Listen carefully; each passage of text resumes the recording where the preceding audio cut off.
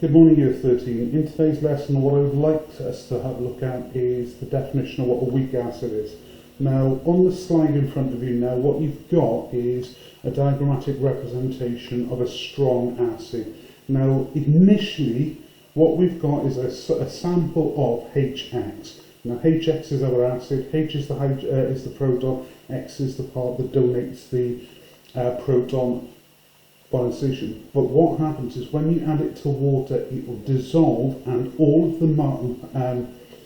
of the ions will dissociate fully into the solution. Now, if you look on every single one of those molecules, they have split up. So you've got H plus and X minus ions.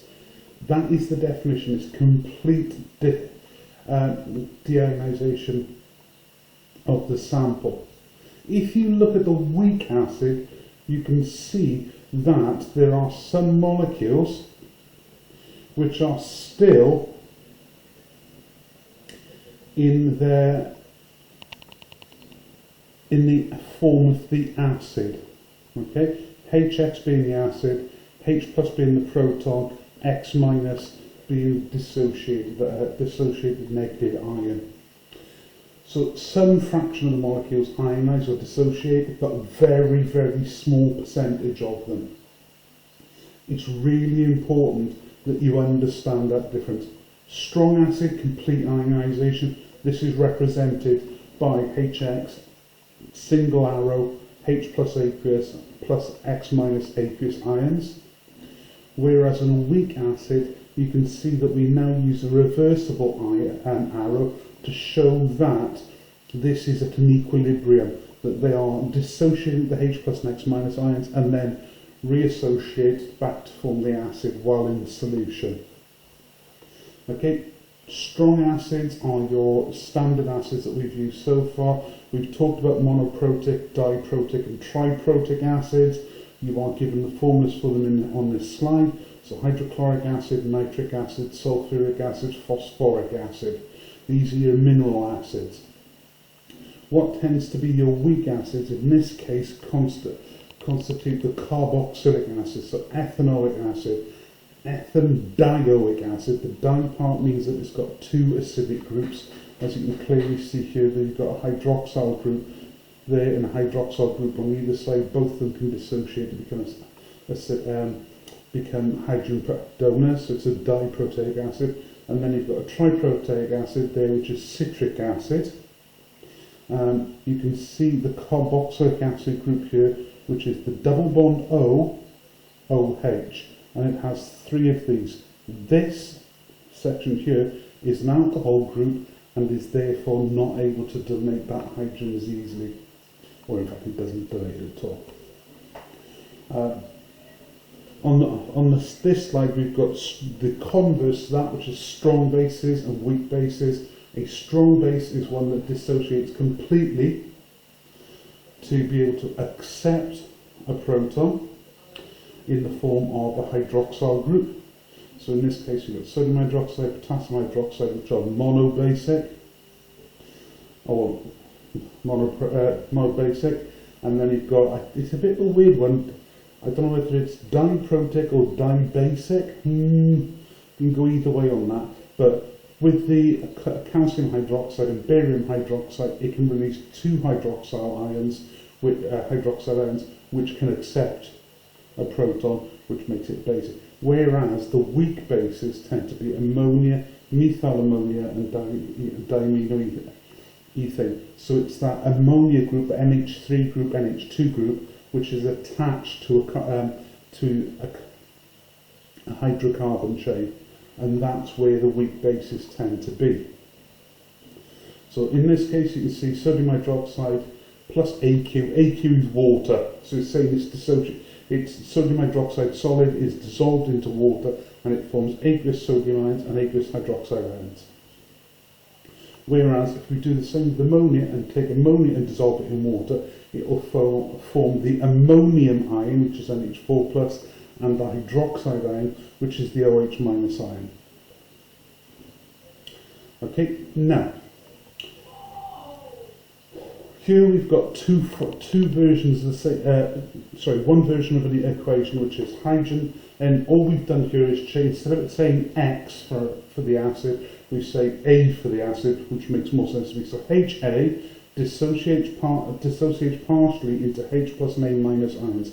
Now, because it dissociates partially and it's got that reversible arrow, when we actually looked at this back in year 12, we said that there was something called an equilibrium constant. Now in this case, what we are doing is we are coming up with that equilibrium constant, but instead of calling it Kc for the equilibrium constant, we call it Ka, which is the ion dissociation constant. So the acid dissociation constant. And that is exactly the same formula. It's products over reactant, and it's Ka is equal to the concentration of H plus ions plus OH plus A minus ions over the concentration of the acid. No square brackets, remember acid. These two equations are very similar to pH and pH and the H plus ions, how we calculate them. So pKa, which is a log of the acid dissociation constant, is equal to minus log to the log of Ka. And to convert pKa back to Ka, we do Ka is equal to 10 to the power of the negative pKa. These are three equations that we will need to be able to swap back and forth quickly. So Ka is equal to the acid dissociation constant. It has the units of moles per decimeter cubed. This is because we've got concentration in moles per decimeter cubed times concentration in moles per decimeter cubed divided by concentration in moles per decimeter cubed. So two of those sets of units cancel out, and what we end up with is Ka is equal to just one set of the units, which is moles per decimeter cubed. So, big key point here, and it's very, very obvious if you can work, but if you can hold this in your head, it answers a lot of questions. The stronger an acid is, the bigger the value for Ka. Now Ka, when you do the log of it, what you get is the value will get much smaller.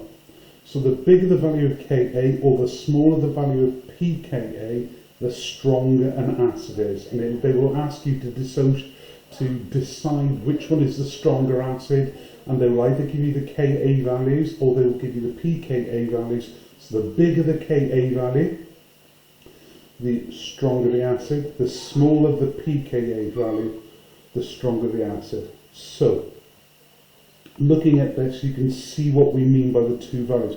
So the bigger the Ka value, the stronger the acid. The smaller the pKa value, the stronger the acid. So moving back, bigger Ka, stronger the acid, smaller pKa. So when we look at this, and this is a matter of looking at the decimal points here, we can see that we've got ethanoic acid and chloroethanoic acid. In this case, you've got 1.74 times 10 to the minus 5. If you imagine writing that out as a decimal place, writing that out using its place values, and the same as 1.38 times 10 to the minus 3. If we write that out, we would see that for Ka value, that chloroethanic acid has a higher Ka, bigger Ka. When we then do the pKa of those values, you can see that there's a smaller pKa value. So there's, it's that idea they're backing each other up. Bigger Ka value, stronger the acid. Smaller the pKa value, stronger the acid. So in both, and obviously because they derive each other, you can see that chloroethanic acid is the stronger of the two. Right. This slide, very, very simple and straightforward. So, it doesn't make a difference what we're using here.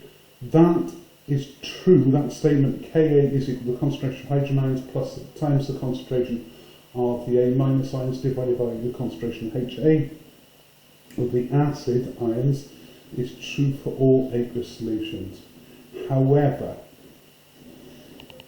in an aqueous solution of a weak acid, If nothing else is added, so it's just the weak acid and it's dissolved in water, or if it's just the acid and it is on its own in an aqueous solution, then the concentration of H plus ions is equal to the concentration of A minus ions.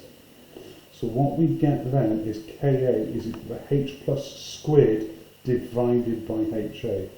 But that is an example we have to be very, very confident that only the aqueous solution is present with nothing else added. Okay? The moment they add anything else, that's out of the window. So if it's that or it's dissolved in pure water, you can use that second equation. So equation summary, pH is equal to minus log to base 10 of the H plus ions. Now we always at day level quote pH to 2 decimal places, or we can do H plus ions is equal to 10 to the minus of the negative pH. In all aqueous solutions, Kw is equal to the concentration of hydrogen ions times the concentration of hydroxide ions. That's for all equations. If it's just pure water, it's the water dissociation constant is equal to concentration of H plus ion squared. All solutions of weak acid, Ka is equal to concentration H plus ions multiplied by the concentration of the A minus ions divided by the concentration of the acid ions. Weak acid, as long as it's in water or it's on its own, it's Ka is equal to H plus squared divided by HA. Then we've got the same, so the top and the bottom, the top equation and the bottom equation should also mirror each other in some ways. pKa is minus log to the base 10 of the Ka, or Ka is 10 to the power of the negative pKa. All of these equations should be repeating themselves. So what we've got here is a worked example. We've written all of the equations across the top, giving us the full range of them, so we know what we're looking at, what we can use. So it says calculate here the pH of 0.100 moles per decimeter cubed of propanoic acid, which has a pKa of equal to 4.87. Now, there are a few ways to do this. You can use the equation Ka is equal to H plus squared over HA because it is just the pure acid. It's not mentioned any other solutions in there. So we can use that equation. Second one is we now rearranged it, so we've got H plus ion squared is equal to Ka times HA. However, if you look in the question, we're not given the Ka, we're given the pKa. We'll come back to that in a second. So H plus ions is equal to the square root of Ka multiplied by the concentration of acid. Now, this is a bit awkward and a bit of a trickster bit on this. What we do is, using that, we can use this equation here instead of actually going out and using and converting pKa to Ka and then doing that value. So what we would do is we'd actually go, well, we know that the pKa is 4.87, so it's with the Ka equation, this one, you can see that 10 to the minus 4.87 is equal to the Ka, and then if we multiply that by the concentration, which is 0.100 moles per decimeter cubed, multiply those two numbers, square root it, and we go straight to the answer. So the concentration of H plus ions is equal to 1.16 times 10 to the minus 3 moles per decimeter cubed. It's missed the units there. So the pH is equal to minus log to the base 10 of H plus ions, so that's minus log to the base 10 of 1.16 times 10 to the minus 3. So that comes out when we calculate as a pH of 2.94. So we're using the equations and we are trying to say. Now, there would be nothing wrong with you going Ka is equal to 10 to the minus pKa as your first value. calculating that and getting the Ka, and then substituting that into the third equation along this equation to work that out. And it would get exactly the same effect, exactly the same number. The only thing you've got to remember is that if you do multiple calculations and are rounding each step, then the error or the uncertainty error becomes larger. Okay, let's have a look at another example. Here, what we've got is, can you calculate the concentration of a solution of ethanoic acid with a pH of 4.2002? Now, the moment it's saying ethanoic acid, this value here, ethanoic acid, what we need to remember is the ethanoic acid part is the HA part on this equation. We've got the H plus ions and then the A minus ions. These are called H plus ions are the hydronium ions. The A minus ions are generally, in this case, will be called methanoate ions, or would be the methanoic ions. But we don't need to use that equation because both, in this case, the set a solution of methanoic acid. So we can use the equation Ka is equal to H plus squared divided by HA. But before we can use that, we need to be able to calculate the H plus concentration of H plus ions. So concentration of H plus ions is equal to 10 to the power of negative value of the pH. Now we can do 10 times minus 4.02 because that's the value we're given, and we're told there the concentration of H plus ions is 9.55 times 10 to the minus 5 moles per decimeter cube. Now we can substitute that into the Ka equation once we've rearranged it. So we've got HA, the strength, the concentration of the acid, is equal to the concentration of the H plus ions divided by the Ka. We've just worked out the concentration of H plus ions, so we square them, then divide them by the concentration, so the Ka value, and what we get then is the concentration of the HA, which is the acid, is equal to 6.6 times 10 to the minus 4 moles per decimeter cube. So all this is about is identifying what unknowns we have, what knowns we have, and working them out that way. I hope that will give you enough of an example